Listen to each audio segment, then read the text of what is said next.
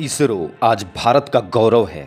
शायद यह जानकर हैरानी हो, मगर इसरो की स्थापना काफी पहले 1962 में हुई थी। उस समय इसे भारतीय राष्ट्रीय अंतरिक्ष अनुसंधान समिति कहा जाता था। विक्रम साराभाई उसके मुखिया थे। साराभाई के पास गिने चुने वैज्ञानिकों की टीम थी और थी पैसों की तंगी। साल भर बाद भारत ने पहला रॉकेट लॉन्च किया। उसके पार्ट्स को साइकिल पर लाद कर लॉन्च सेंटर तक पहुंचाया गया था। वह तस्वीर ऐतिहासिक थी। 5 दशक बाद हम चांद, मंगल और उससे कहीं आगे तक यान भेज रहे हैं। यह इसरो की सफलता है, उसके वैज्ञानिकों की मेहनत का नतीजा है। इसरो की कहानी भारत की कहानी है। अंतरिक्ष में उसकी महत्वाकांक्षाओं का विस्तार की कहानी है। इसरो का इतिहास भारत की अनंत जिज्ञासा और संभावनाओं का इतिहास है। साल 1963 में भारत ने अपना पहला रॉकेट अंतरिक्ष में लॉन्च किया था। ऊपरी वायुमंडल की जांच के लिए बनाए गए साउंडिंग रॉकेट को केरल के Thumba equatorial rocket launching station से लॉन्च किया गया था। इसे अब विक्रम साराभाई अंतरिक्ष केंद्र के रूप में जाना जाता है।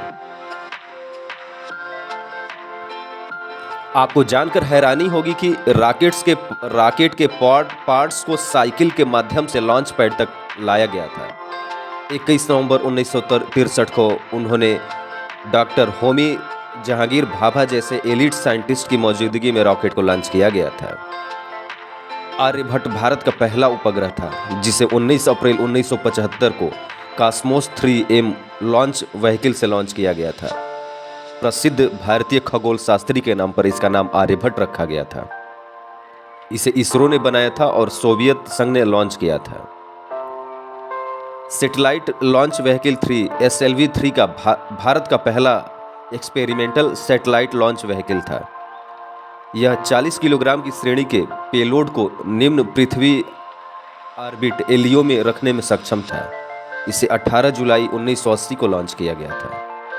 SLV-3 ने रोहिणी को ऑर्बिट में स्थापित किया था।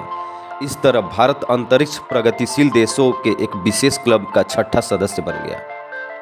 रोहिणी इसरो द्वारा लॉन्च सैटेलाइट की एक सीरीज थी। इस सीरीज में 4 सैटेलाइट शामिल थे। उनमें से 3 ने सफलतापूर्वक ऑर्बिट में प्रवेश किया था। Polar satellite launch vehicle PSLV Bharat का तीसरी पीढ़ी का लॉन्च व्हीकल है। इसे अक्टूबर 1994 में लॉन्च किया गया था और तब से जून 2017 तक लगातार 39 सफल मिशनों के साथ एक विश्वसनीय लॉन्च व्हीकल के रूप में उभरा था। इसी ने सफलतापूर्वक 2008 में चंद्रयान 1 और 2013 में मंगल ऑर्बिटर स्पेसक्राफ्ट को लॉन्च किया था। इसरो का एक और शानदार आविष्कार geosynchronous satellite launch vehicle GSLV है। GSLV में PSLV की तुलना में कक्षा में भारी पेलोड डालने की क्षमता है। चंद्रयान 1 भारत का पहला मून मिशन था। अक्टूबर 2008 में इसे लॉन्च किया गया था। इसने चंद्रमा के चारों ओर 3400 से अधिक चक्कर लगाए। 29 अगस्त 2009 को स्पेसक्राफ्ट से संपर्क टूटने के बाद मिशन समाप्त हो गया था। 2019 में इसरो ने यह अभियान लॉन्च किया। चंद्रयान 2 जब चंद्रमा की सतह पर उतरने वाला ही था कि लैंडर विक्रम से संपर्क टूट गया। इस तरह आखिरी वक्त में चंद्रयान 2 का 47 दिनों का सफर अधूरा रह गया था। भारत का यह मून मिशन चंद्रमा की सतह से 2.1 किलोमीटर दूर रह गया था। उसके बाद मार्स ऑर्बिटर मिशन किसी ग्रह पर स्पेसक्राफ्ट भेजने का पहला भारत का मिशन था। रोसकोस्मोस, नासा और यूरोपीय अंतरिक्ष एजेंसी के बाद इसरो मंगल की कक्षा में पहुंचने वाला दुनिया का चौथा अंतरिक्ष एजेंसी बन गया।